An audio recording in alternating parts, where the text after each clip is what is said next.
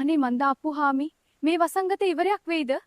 අර කොටියේ මීදෙනේ මුළු ගමම පාලු කළානේ. බය වෙන්න එපා ගැණියේ මොහොට්ටල උන්නාන්සේ මල්බලිගල කම්බිලි දේවාලයට බාර වුණා විතරයි. අර උවදුරු සේරම දුරු වෙලා ගියනෝ ඈ. දෙවියන්ගේ පිහිටෙන් දැන් ගමව සංසිලිලා.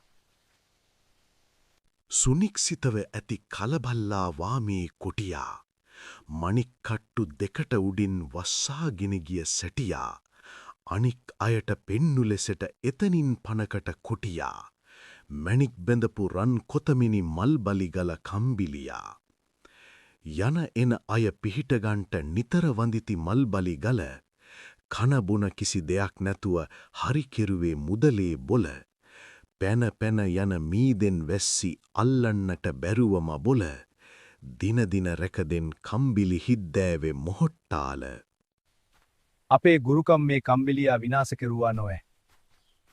ඒක නෙන්නම් මෙතරාලේ කම්බිලියට කරන්න දෙයක් නෑ උන්ද බලගතු ඉනුවේ. බලන් හිටින්කො මලේ මං උන්දට තෝද ගුලියක් අබරනකම්.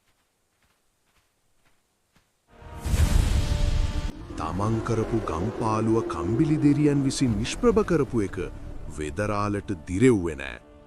ඔහු කම්බිලි උන්න හේටත් පාඩමක් උගන්වන්න දින බලාගෙන හිටියා.